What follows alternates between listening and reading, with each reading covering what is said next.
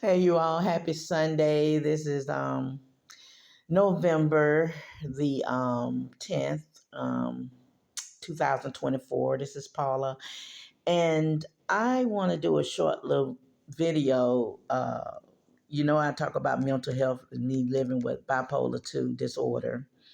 And this is one of the good books to read. And, I also talk about grieving and menopause. So, I got this book from Amazon, and it's called Rewire Your Anxious Brain: How to Use Your Neuroscience of Fear to End Anxiety, Panic, and Worry. So neuroscience, you can, do your research, Google where it's talking about the brain, neuroscience. I had to Google that, and this is by Catherine M. Pittman and Elizabeth. Okay.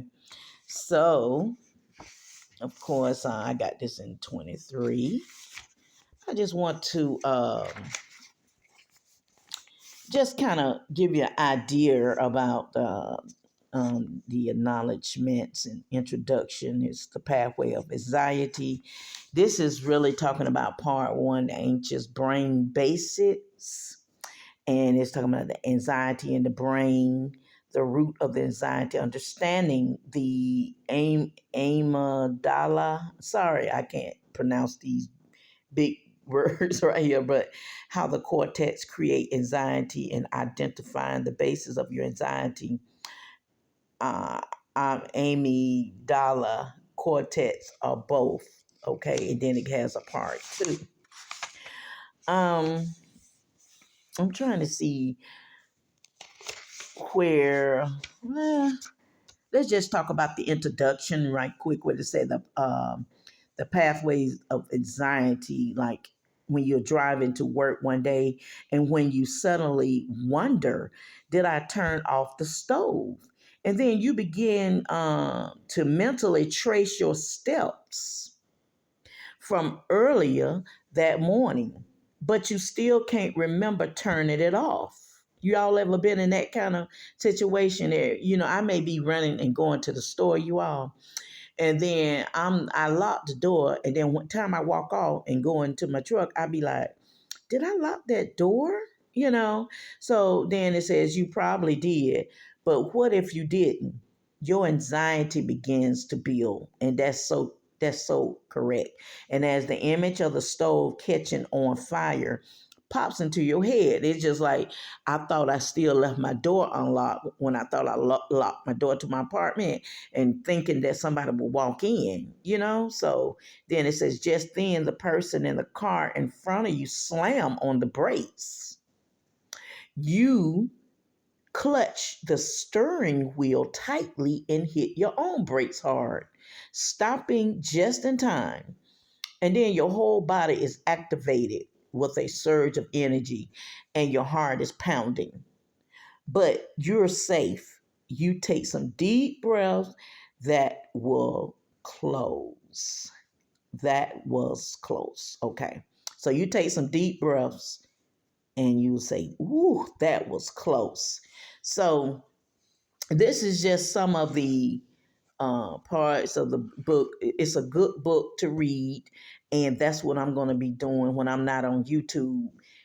Just read and take a break from YouTube. Keep posting. And even the days you don't feel like it, but have a life outside of that too. And it says, like, anxiety, it seems, is all around us.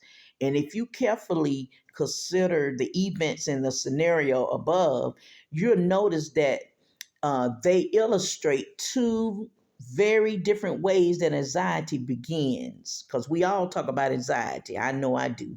And through what we think about and through reactions to our environment, this is because anxiety can be initiated by two very different areas of the human brain, and that's the cortex and the amygdala. Amygdala. This understanding is the results of years of research in a field known as neuroscience. That's what's dealing with the brain. Google it.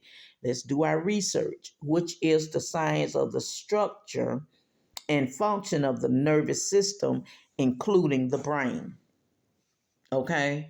So, so it says the simple example above involving both the imagined stove and the breaking car illustrates the underlying principle of this book. Two separate pathways in the brain can give rise to anxiety, and each pathway needs to be understood and treated for maximum relief. Okay, and in the example, anxiety was aroused in the cortex pathway by thoughts and images of the risk of leaving the stove on all day. Okay, so that's it for this video. We want to talk about the anxiety dealing with the brain. Me living with um, bipolar 2 disorder. I go through anxiety, depression, and everything. So a lot of times it's the situation. You got to rethink it, and you got to just take the time and think things out and do your part so you can eliminate anxiety. Depression comes from if you got to pay bills, you're back against the wall and different things are happening. You got to you really have to be able to analyze things so you won't have depression, because a lot of times we could bring on our own depression. Okay, and then the bipolar, what I'm diagnosed with, or whatever you diagnosed with, you have to take meds and everything. And some people not don't take meds, but we just have to still do our part of eating right and be able to have a normal balanced meal and just a normal life. So anyway, I'll see you on the next video. I appreciate it. Please like, uh, um, comment on this, subscribe, share, and hit the notification button, please. Every time I upload, it ain't gonna cost you nothing to do that. Okay, so this is the first part I want to talk about, and I'll see you on the next video. And remember, Jesus loves you, and so do I.